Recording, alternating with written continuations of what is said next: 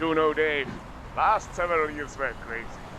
Aliens in your civil war, then snap happened. But we finally have peace, so let's enjoy it. Agree, John. What wars could possibly happen? Bow down, primitive humans.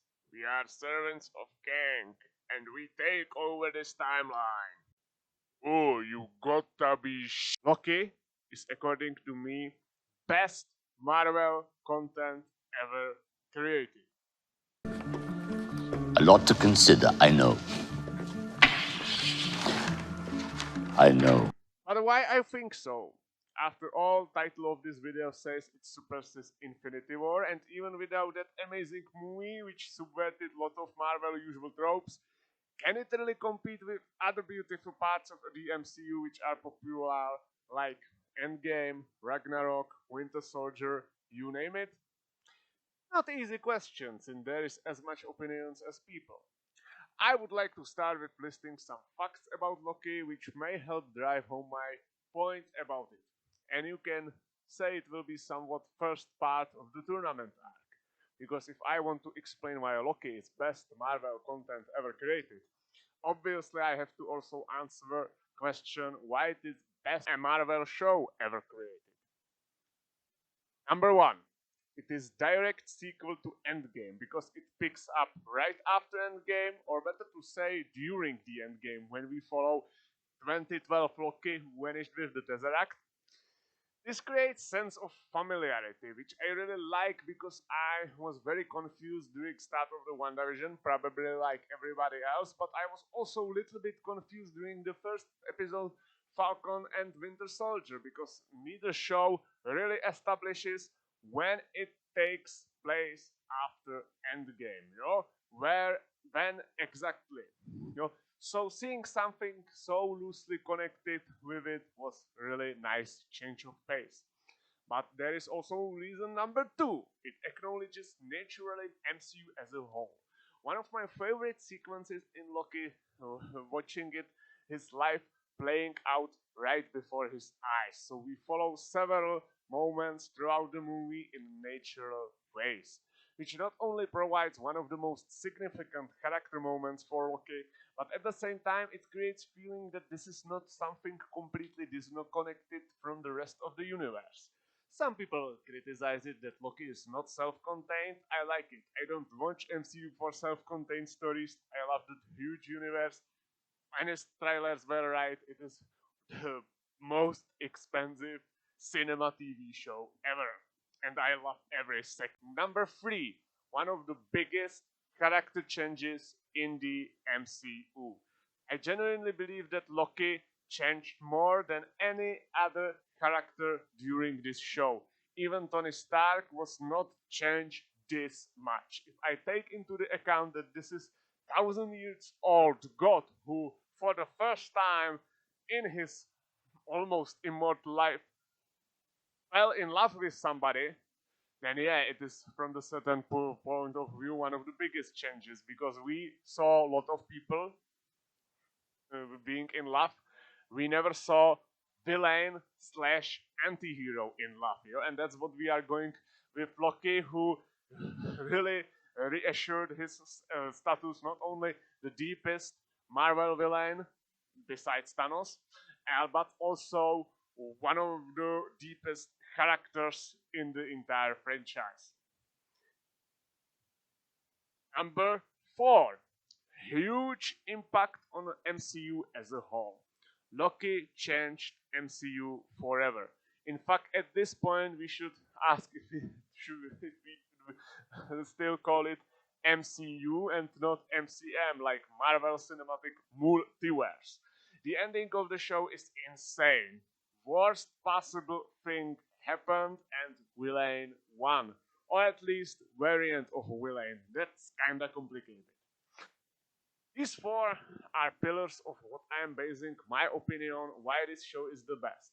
But to clarify that, I think we need to get to the whole iceberg because I merely said some objective fact, but saying something is what it steadily is, like saying something doesn't mean it is good just because it is green. However, in case of this show, I will try to expand on these four pillars, and hopefully, my point will be more of the subjective reasoning, because I believe that in any critique we are we are not getting out of this without lots of subjectivity. I will expand on my first point by saying that episode 1 is beautiful contradiction, which itself is a contradiction. While it starts at the moment familiar for a viewer, it then pulls a rack under him and throws him into the unknown territory called TVA. By this, just like our protagonist, we are thrown into complete chaos because we now see completely new part of the universe, and we have no idea what is going on. One must appreciate setups and foreshadowing this show does marvelously. In the first scene with TVA goons, we are introduced to branches, reset charges, and even Zawardo weapons. All components which will be important in following episodes. However, there is also subtle foreshadowing with TVA being scared of robots. They control if you are living being with what many civilizations call soul. Is one of the procedures before variants are allowed to enter inner parts of the TVA, and it is thing which makes it in retrospect perfect sense. Why? Well, as it was revealed in the last episode, the creator of the TVA is a variant of Kang, who was scientist in the distant future, obviously.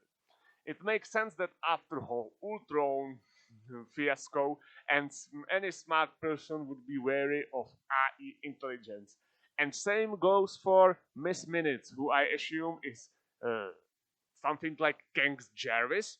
So to prevent any Ultron like being either hacking the TVA or discovering its true nature by sensing the timekeepers are just robots, there are security measures directly against this.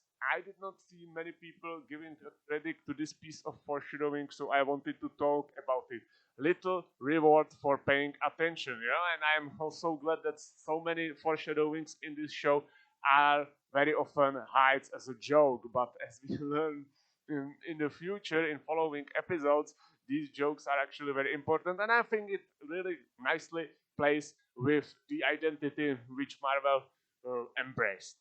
Another piece I love during first of episode is Miss Minute cartoon history lessons.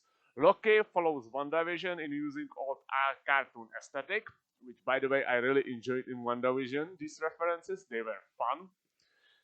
For good old fashioned feel, and I love every minute of it. It also introduces us to multiversal war, which starts by the end of the show, and I dig this concept because in the future it could bring some very good possibilities. Why I think the multiverse is awesome idea for MCU would be topic for a whole another video.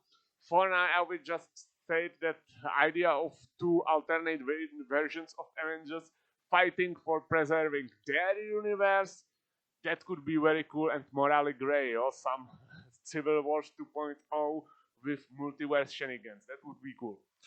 But back to Loki. After he is done with entering procedures, he is taken to the trial when he is accused of crime against the sacred timeline. This was the big first sign that TVA is in fact evil, alright? Or at least as we learn in the final episode, necessary evil. Loki is punished not for killing countless people, but for breaking somebody's script. And also it offers interesting perspective of fate and destinies. Avengers were always destined to win, meaning that Thanos was completely wrong when he said he is inevitable. And I think that brings another irony to the Mad Titan. One who was all about destiny still arrives and inevitability, yet he was always destined for his defeat.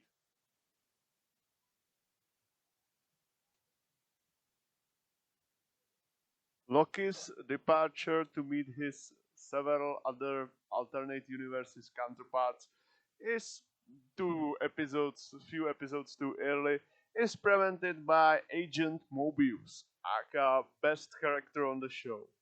Both of them have spark between them and are dynamic duo. Even their first interaction is freaking gold.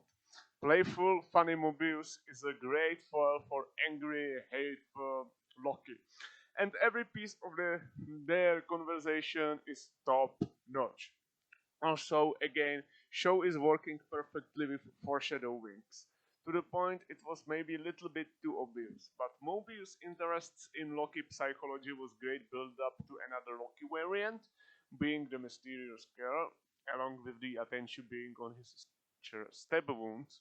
Also, Loki's comment about magic not being in TVA, another hint for Kang, because who does not have magic can reach further heights with technology, as we was pointed out in the first Thor movie. Then we have interrogation, and one of the best moments in MCU overall. Loki is basically speedrunning his character development, but goes even beyond Ragnarok. Uh, and a personally unpopular opinion, I think it was done much better here on screen. In Ragnarok, he kinda is found by Thor, and then he's just put. I guess because reasons. Yeah. By the way, that was a really bad plan. What Loki was doing at the start of the Ragnarok. I mean, I know that there was some change of direction when Taika took over, but this is definitely the weakest point in that movie. Here he is confronted not only with his past but his future, which is probably even more important for him. And also, I completely missed that DB Cooper reference during my first watch. And yes, they call me a Flash. Oh, it was hilarious, brilliant. Honestly, maybe I'm giving writers too much credit, but if they went for foreshadowing and character study combo, I tip my hat to them. And of course, at first, he's in denial and does not believe what he sees, especially when it comes to when his mother is shown to him. Then, thanks to the distraction, Loki does what he does best and tries to escape, only to find out there is no escape. Infinity Stones used as paperweight makes stakes bigger than ever before, and Casey was gold with the delivery. And here comes here comes one of my favorite shots in the whole show. Loki hiding in the dark comes into the light. Literal God realizes that there is something bigger than him. Irony is lost on me, my Marvel. And we have Loki watching his entire life, and we can contrast watching him getting killed with when Thanos was seeing his death in Endgame, since they are now only two characters in the MCU who saw their future and are ironically loosely connected because of it. And when Thanos was calm and satisfied, and where Thanos was calm and satisfied with his outcome, Loki is heartbroken at seeing what tragedy his life turned out to be. That's when he submits to the TVA and admits the core of his character. I don't enjoy hurting people. I don't enjoy it. I do it because I have to, because I have had to, because it's part of the illusion. It's the crude, elaborate trick conjured by the weak to inspire fear, which leads Loki to find a new path, a different path, this time separated from his brother. This show continues to be misleading and confusing even in the next episode with the showing medieval event in the 1985. And good God variant Loki up to that point has interesting and creepy presence with his use of diversion and stealth tactics. Meanwhile, back at TVA, we get another hint that there is more to Miss Minute than what meets the eye when she answers suspiciously if she is self aware. And that's what I like about this show. Foreshadowings are hidden in character development, jokes, or world building. I love when one thinks it's not only one thing, but it actually has several meanings, several uses, which lead us to the first Loki's attempt to deceive Moby. And old Asgardians say, I think mining of your surroundings is good advice for us viewers because mining detail is what makes this show so good. For most of the time, of course, just like with every MCU content. Calling of time is important as end of this episode, by the way. And of course, there is that brilliant Pam's scene where Mobius says he does not remember, and Ravonna tries to divert his attention by keeping him focused, which ironically makes him unfocused on what's in.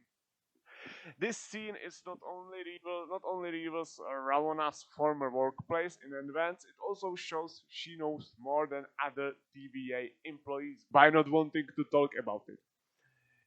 Since there is no other TVA variant showed any of their possessions from previous lives. Mobius would definitely have jet ski stored somewhere, that's for sure. By the way, fact alone that all TVA employees are humans was big hint that this creation will have something to do with Earth. You know?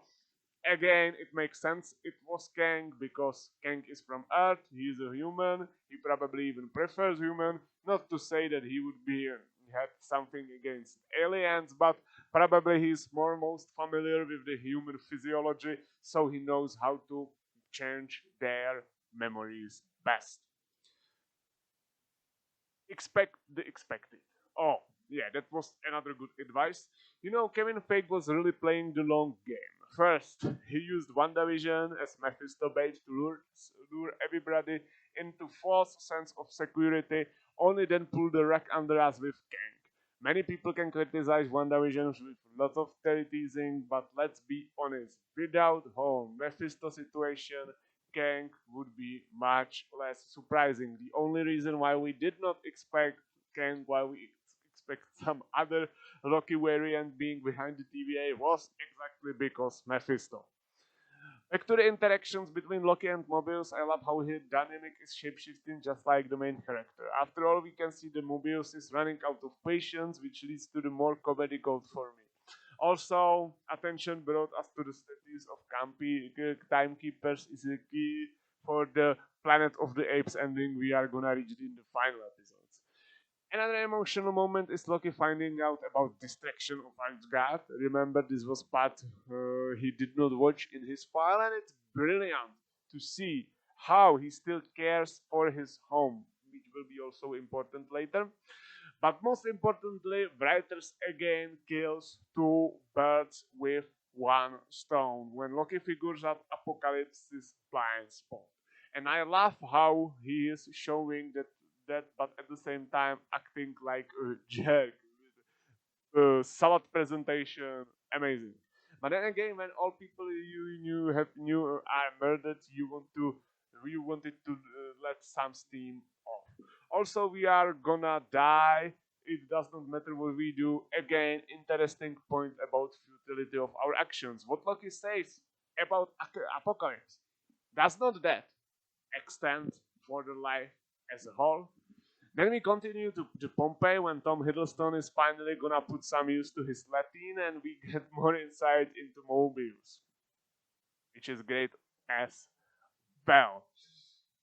I would like to point out one important thing, but that the apocalypse thing, and then Loki is able to trace the clue from the first episodes about on which apocalypse is his variant hiding. I think this is the best example of him being intelligent in the entire MCU.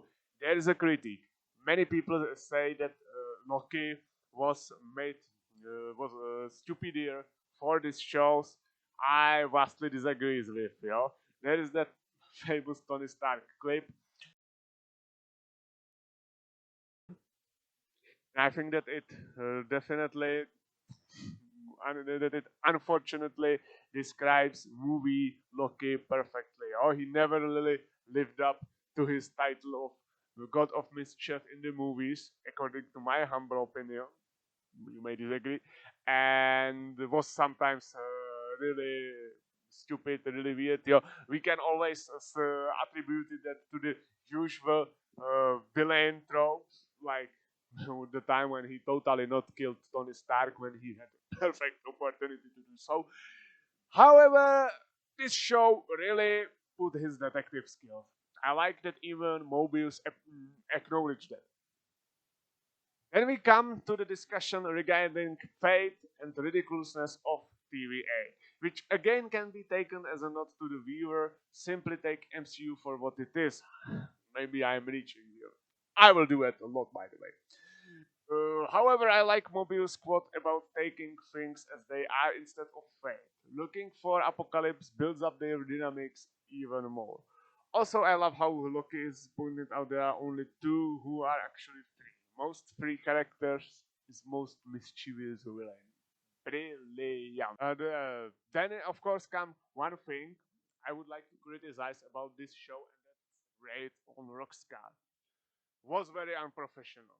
You know, I mean, all of them goes one from one main entrance, instead surround whole thing and attack from all sides. No wonder that Sylvie saw you immediately on camera. Seriously, TVA could take some lessons from FBI.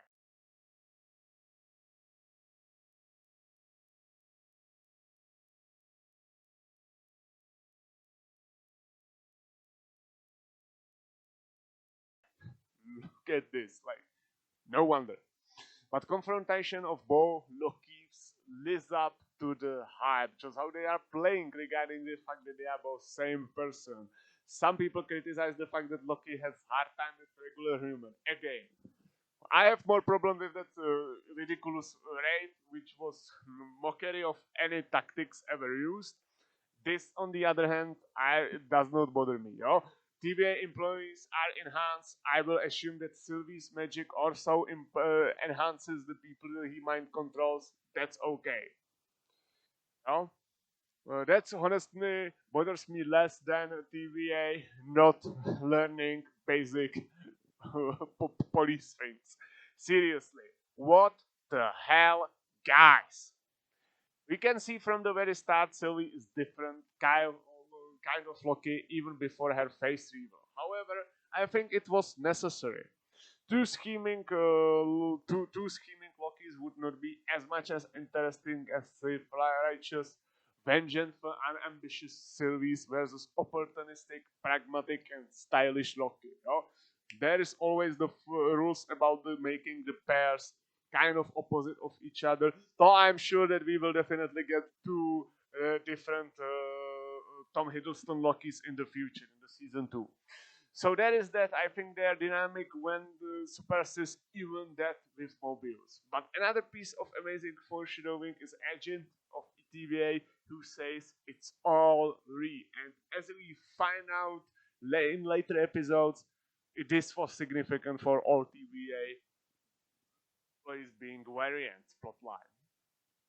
We end episode with a strong ending. Everything goes wrong. Loki and Sylvie escapes and timeline gets bumped.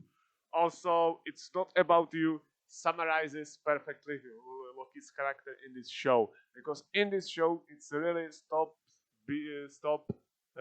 being about him, but also he starts to put other people before him. And even more confusing intro of another episode with freezing a drink discussion, which probably references that both Sylvie and Loki are originally frost giants. I mean, many people think that this show forgot about that. It doesn't, and it actually subtly referenced several times with Mobius. You know, the blankest scene was absolutely intentional. Loki is making moves, and that's why he does not bother with them being the frost giants, because that blanket is used for comfort, not only for keeping warm. Ultimately, I admit that sometimes Loki is really terrible at being a frost giant. Also, Lamentis is sick-looking Apocalypse, which forces both of the Lokis cooperate, saving each other, and even we got Loki commenting on Sylvie's weirdness. Then their arguing continues with even Sylvie pointing out that Loki disrupted her plan, which she was preparing for years. Now, I would address here some complaints that Loki is not enough of main protagonist and that Sylvie is actually driving force behind this whole series. This is, according to me, ridiculous and not true on so many levels. Number one, it's definitely Loki's doing that he ended up with TVA in the first place since they brought him from completely different timeline.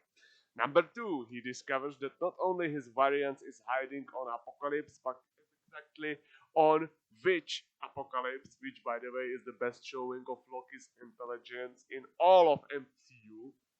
The movies is no way near that is smart. Number three, he is the one who gets Sylvie on Lamentis, kickstarting the rest. And even episode 5 is primarily focused on him, and that's why we even end the whole show with our Tom Hiddleston Loki. Literally, without him, plot this way does not happens and would occur in completely different way based on this what Sylvie told us probably several years in the future, especially when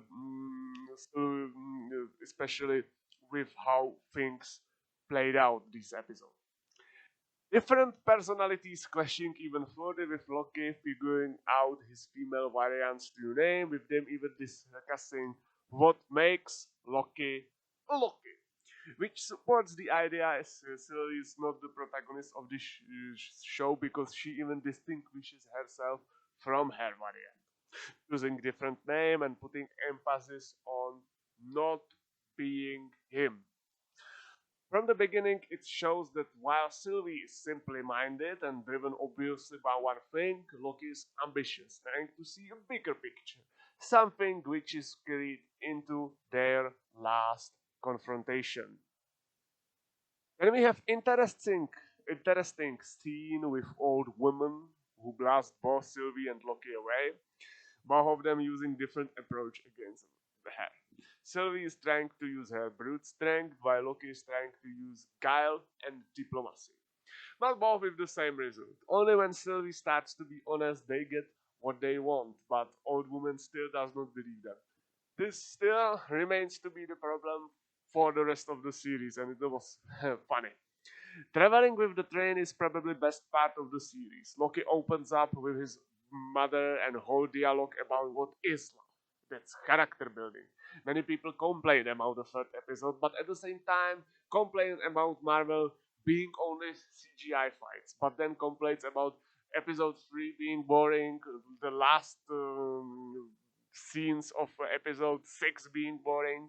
Once again, prove that sometimes people does not know what they want. Just some side note. But back to the show itself, also revealing Sylvie's history about adoption, that was nice. And Loki remembering his mother's spells and showing fireworks was cute. Love is hate. I love that moment so much. It also first a big sign why Loki is interested in Sylvie romantically when he asks about if somebody waits for her, which is then strengthened by him saying he never had something real. Love is mischief. Now we are riding into the controversial territory once again. Many people questions why Loki got drunk on that train. I think that after his whole world shattered, learning his life to be ultimate failure and finding out that his whole civilization was wiped out, it was understandable reaction to get drunk, which also leads to other things happening in this episode. I can't really blame writers for trying to humanize Loki, the same guy who was just liberating eyeballs few days weeks ago. But I understand that frustration with second half of the episode 3 when things could get moving much smoother. I personally had a theory that broken trumpet was illusion and that Loki is trying to have Sylvie open up, which was then proven wrong. However, even better stories use ridiculous advances in plot, so I can give writers that much of a shit. So, ending is definitely weird. We do know they are gonna get out of here, and the whole sequence with running around to the ark was pacing abomination. So I think that people were harsh on this episode, and Loki and Sylvie's relationship could not function without it. It definitely is the worst one of all. First scene of the fourth episode brings us to the interesting connection between Ravonna and Sylvie's past. And things are getting even worse when TVA girl died under suspicious circumstances. And Ravonna makes Mobius to not talk about it. And it's interesting how we can see he who remains hand in finding Loki and Sylvie, because obviously TVA should not care if they die. However, they could care if that's what, and we know that this is what he who remains wanted all along.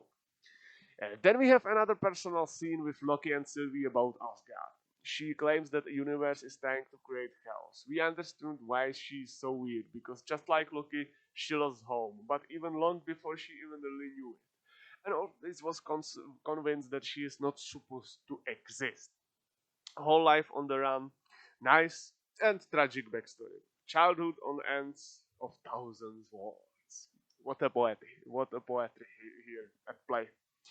Then we cut to the TVA when they still search for Loki and Sylvie. C20 is important plot when there is even question about her. And End of Lamentis is coming close. Then we have that famous shot from a trailer when we all thought it's Black Widow, and then best line about Loki is that they are destined to lose, but they always survive, which is excellent way to sell the ultimate underdog. And we see that Loki's admiration for Sylvie, another big relationship building. When they arrive at TVA, the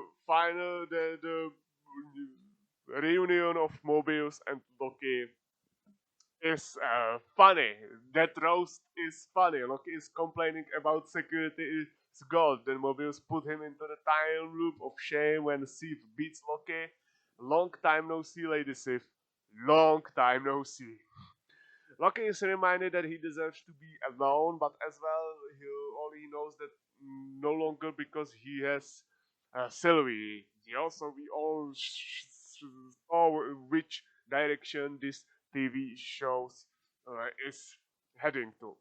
I love how tension between Mobius and Ravonna arises because she refuses to get him access to anything related to Sylvie, whether it is C20 or the Sylvie herself.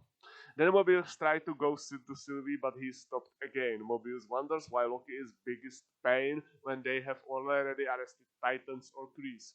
Then more hints are there when Mobius is asked about what Loki said about TVA. More and more dark side of TVA is revealed. More personal character for Loki when he admits his vices, longing for attention, recognition, and he feels alone. Dark ending with Sif telling him he will always be alone, which is something again foreshadowing that ending when Loki ends up alone again. And we have probably number one scene between Mobius and Loki. He's trying to force Loki to talk by telling him to send him back to time loop. Then Loki makes up the version when he's behind everything to let Sylvie off the hook. And then Mobius comes up with the biggest bluff to Loki to find out his real reaction. And then roast begins, greater and greatest evil. Seriously, it's interesting that Disney, same company that 20 years ago that problem with incest between cousins in Lion King 2, they make now self-obsessed relationship between two versions. It's ridiculous, it's funny, it's controversial, and I love it. And I read enough quality works to know where this is going. Indeed, this is ultimate narcissism turned to what 200%. Something what Loki, of all people, would definitely do. A demented crush is such awesome lie. You are all variants is another powerful moment. Now, back to more serious, that makes Mobius finally silent. Then Mobius sends Loki away too, but not before Loki gets his last words. Yes, sometimes greatest lies and deceptions we do is to cope with reality. Nice Loki. Things are slowly escalating with BP-15 obviously remembering more than she should, and after she frees Sylvie, we have Mobius and Ravonna having another conversation. And we saw that Ravonna definitely have quite friendship with Mobius, asking him even personal questions. When in the universe he would want to go. Perhaps even some test of sort if she can let him into deeper cycle. And Mobius still questions around C20, and Ravonna notices that there is something weird about Mobius. So she opens a little bit when she says to Mobius that she's trying to protect him, which is big hint that something sinister is happening under the rock, which is definitely reason why she tolerates obvious suspicious questioning. Then B15 is getting her memories back with Sylvie as she admits that they are the same. Mobius teams up with Loki in the heartfelt scene of friendship, and then one of the most emotional quote quote death scenes ever. It's interesting how that scene can be much more emotional if character seconds before before he dies, it talks about things they never did in their life. I consider it very effective writing technique together with Loki's reaction and that build up in Ramona's conversation. The execution is about to happen. Elevator scene shows how evil TVA is prepared whole timeline for such pruned whole timeline for such small things as a child doing something wrong without knowing everything. And Ramona does not remember, probably being jerked, though I would not put out possibility her memory was tampered with as well. It's also interesting how B-15 recites TVA's motto. Despite her betrayal of organization, she still thinks that this is the best for timeline. And maybe it is. Fighting choreography is still something season 2 should improve though. And then we find out that man behind these scenes is somebody completely different. And Loki is about to finally confess only to get pruned right before it.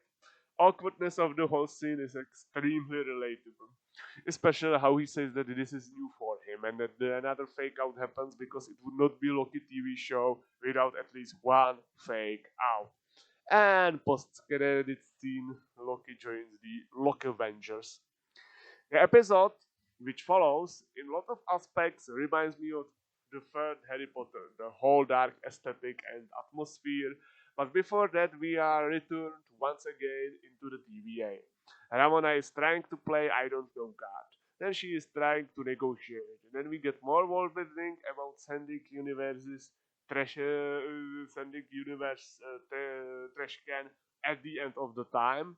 And Ramona is trying to get Sylvie's trust.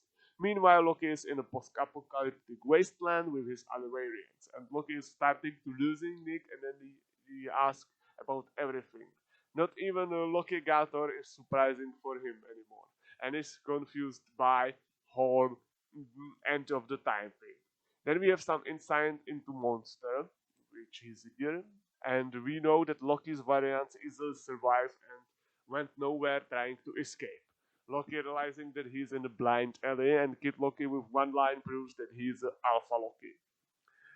Sylvie and Ramona realizes where created TVA is, but then Rensselaer unexpectedly stabs Sylvie in the back, which leads to Sylvie committing time suicide to get to her destination.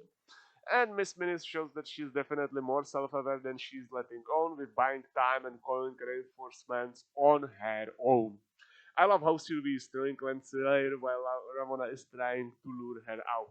And then Sylvie is probably references Loki with her one good memory, which is it. I love how there is a debate group of defeated. Alligator Loki sees through Black Loki's BS and tries to eat him, which is funny as hell. And then classic Loki reveals he's from timeline when common fan theory was true and classic Loki was able to trick Thanos by his magic. And that even makes fun of he even makes fun of stupid death of Loki in Infinity War. Odd Loki then escapes on the distant planet. Then he thought about himself and his place in the universe, but then classic Loki missed Thor and was grabbed by TVA when he was deep, which is ironic. That as long as we was alone, TVA left him be. And I love that build-up speech for Loki's, which was reaction to which was cruel but funny as well. Then Loki leaves and meets his most similar variant. Now, President Loki is probably most wasted character in the show. That would be my main criticism. I would expect that only another variant who is played by Tom Hiddleston would have more important role. But then again, perhaps they decided to subvert our expectations. Sylvie then appears outside of the Hogwarts and tries to peek into the mind of Ghost Monster, and Loki's boyfriend, Loki's best friend saves Loki's girlfriend. And Mobius is always charming with his one-liners. We returns to Loki, and now Loki is falsely accused of treason. But then we have double crossing, which makes President annoyed, probably realizing how much his constant betraying is. And then Loki Gator turns President into Captain Hook because he hates animal discrimination and how Groot escapes. I also like how classic Loki obviously had always glorious purpose as battle screen. And then we have critical analysis of Loki's by the Elder. Lokis are always broken, and when they try to change, they are sent here. Always has to plain villain. Here, classic Loki starts his short but amazing character, which starts with frustration of Lokis and if they can change. Mobius and Sylvie then talk about point of view of hero, and Sylvie then convinces Mobius to plan to go through the monster. Even Alligator is praying for mercy. Then we get effective shot of Elliot eating the ship. Then for that foreshadows old Loki is gonna that foreshadows what old Loki is gonna exploit by the end of the episode. Then whole gang reunites and prepares for a battle. Ramona meanwhile interrogates prisoner B-15 and we get interesting discussion about loyalty, stability, and what people need. And then we probably find out about big difference between Sylvie and Loki, which is that Sylvie has conviction, which goes back to Agent Coulson. And we get another hint that Ramona is in the dark just like everybody else. And Miss Minute seems to be worried. Another hint, she knows more than she lets everybody on. I love discussion about Alligator Loki. The whole discussion about him being or not being Loki is hilarious because if he claims falsely, it's more likely he is Loki, and we got interesting quote about change, which obviously sets up an old Loki's peaking character arc. It's fascinating how Loki is smooth doing a blanket, even though they are both frost giants. And I love how both they don't want to admit it that they are not in love, but at the same time admits it was nice experience. And then we find out that both of them are alone, yet at the same time there are more important things. And we get another heart shape like symbolism, and we get on the subject of trust, which by the end will be turned on its head. Love to see how Loki turns around. And I like how Loki offers life together. Then we have epic lineup with our heroes painting waste and emotional goodbye, which is for last time. And then one of the most epic scenes in all MCU happens. Classic Loki recreates his home that he loves so much at the end of the time. Asgard stand once more. And Ride of the Valkyries was best choice for soundtrack to use for its return. Seriously, absolutely love that moment. Loki went out like a boss, and Sylvie finally admitting that she's the same as Loki was beautiful. It was sad to see that this Loki is still missing his home, who gets destroyed by a big monster again. Then we reach the best final episode Marvel produced yet. Intro is freaking insane, showing us the whole timeline and how it smoothly transfers to the universe of Sacred Timelines itself. Validity reminds me one of those drag trips we saw at Ant-Man or Doctor Strange, which is good thing and makes sense given that those two characters are gonna be heavily important for this. Then we come to the mysterious castle, another similarity with Harry Potter, and we got crazy jump scare from Miss Minute. Seriously, I almost shit myself, and I'm not blaming people thinking that she has some crazy Bill Cipher form. That smile is terrifying, and those eyes are still watching you. And we are introduced to Devil's Deal. Our heroes are tempted, and it's interesting how Loki is definitely looking. He would love to win both of us together on the timeline. Yeah, that's something which would make anybody to utter. And as we know, they are still pawns. Miss Minutes then visits Ravonna after she's refused and gives her probably He Who Remains last order and instructions guidelines. I'm actually interested if Ravonna, Miss Minutes are in the future seasons, movies gonna serve new, or if they are loyal to the new variant of Kang which is starting to rising from the shadows. You know? Interesting question without doubts. And then glorious entrance of final boss who is done with waiting. Jonathan Mayers. Oh boy. Got us all, and I love how they were preparing for this through the whole three shows. This is intentional release order. First, Kevin Feige lets us down with WandaVision and Mephisto to trick us into the false sense of security. Then he bore us with the irrelevance of the Falcon and Winter Soldier, only to now pull the rug under us and introduce us somebody with on 99% is gonna be the final threat of the new phase. And on top of that, the Jonathan Mayers is antithesis to Tom Holland. Best villains always eats apple. That's for sure. Jonathan Mayers and his funny, quirky, and non-serious He Who Remains is nice contrast to Thanos. He is trolling from the first minute, and I find it ironic that he says that they are unnatural given what TVA does. I love how he talks to them like this is some job interview, which it in fact really is. Mobius then surprises Renslayer with trolling her and revealing her secret, which pays off Hope and Steel. Jonathan Mayer is doing amazing job. Okay. Love how he is trolling, provoking, and this comedian approach to both of them, commenting on their life. Somebody who is certain of his position, literally because he sees everything. You know, it's kind of reminding me of a bridged out guy. Yes, you start to give a fuck when you are so powerful. He's showing off his insane knowledge and he's making them embarrassed about Bro's history. And it was all according to Keikaku with every step on the way he passed. I love how he points out main mistake which leads to Sylvie's decision. Then we cut off to Mobius finding out about Ramona. Then we ask about necessary evil, and they say basic rules like that only 3% is the one who leads, which is arguably true. And unfortunately, Ramona sees the wrong with her, no wrong with her actions, and I like how they made her being really hard, but by Mobius' betrayal. And then we get the biggest piece of world building in the long term. We know this is the necessary evil to prevent total chaos, and we find out that he who remains biggest fear is himself. Once again, your biggest enemy is yourself. I love how nonchalant he is about those nicknames, and he drops the Conqueror, which indicates most important thing. I like that figure presentation, discovery of universes and communication between variants. It's amazing what we are learning about sharing technology, but there is always party pooper and some evil versions wanted more place to conquer. And love how he childishly make noses, no explosions, and then Amen kills me.